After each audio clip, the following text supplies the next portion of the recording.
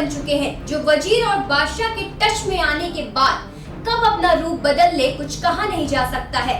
ओम प्रकाश राजभर भी कुछ बदले से नजर आ रहे हैं। वो पूरे आत्मविश्वास से भरे हुए हैं। आखिर उनके कॉन्फिडेंस में होने की वजह क्या है? वो लगातार बड़े बड़े बयान दे रहे हैं। इन सब के पीछे की कहानी क्या है, आज हम आपको दिखाएंगे अपने इस रिपोर्ट में। देखिए मेरे यानी यशस्वी श्रीवास्तव के साथ।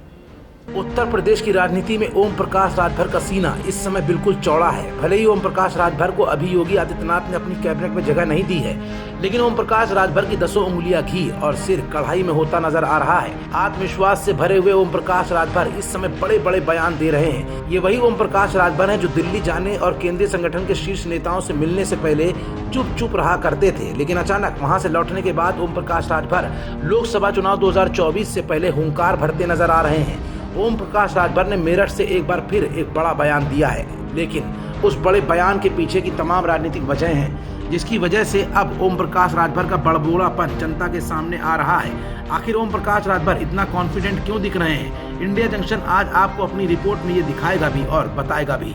दरअसल ओम प्रकाश राजभर का अब मानना है कि सुभाषपा जिस दल के साथ जाती है, उस दल का ग्राफ बहुत तेजी के साथ आगे बढ़ जाता है। उन्होंने मीडिया के सामने कहा कि देखिए, जब भाजपा के साथ हमारा गठबंधन हुआ था तब भाजपा ने 225 सीटें जीतकर अपना विजय परचम फहराया।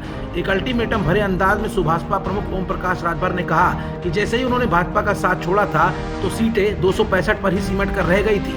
ओम प्रकाश राजभर ने यह भी कहा कि मोदी की लहर है, किसी भी दल की टक्कर भाजपा से नहीं है। अब की भाजपा 400 पार करेगी। इंडिया गठबंधन पर पूछे गए सवाल को लेकर राजभर ने कहा कि इंडिया गठबंधन से सहयोगी दलों के किनारा करने से इंडिया गठबंधन बिल्कुल टूट सा चुका है। अब उसमें कोई जान ही नहीं बची है, इसलिए मोदी के विजय रथ को रोक पाना मुश्किल ही नहीं बल्कि नामुमकिन भी है। एनडीए की बढ़ती ताकत और जयंत चौधरी के एनडीए में शामिल होने के फैसले को लेकर ओम प्रकाश राजभर ने अपनी बात साफ की और कहा कि जयंत चौधरी ने सही समय पर सही फैसला लिया है, इसका रिवार्ड भी उनको मिलेगा।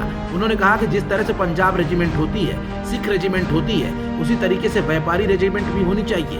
वो मेरठ में व्यापारियों के बीच एक निजी कार्यक्रम में पहुंचे हुए थे, लेकिन इस कार्यक्रम के जरिए जहां ओम प्रकाश राजभर ने इंडिया गठबंधन की जमकर खिल्ली उड़ाई, तो वहीं बीजेपी की ताकत और कुशल कूटनीति को जनता के सामने लाने के साथ साथ व्यापारी वर्ग को भी बीजेपी के पक्ष में लाने की पूरी कोशिश भी की है। खबरों से जुड़े रहने के लिए सब्सक्राइब करें हमारा चैनल इंडिया जंक्शन।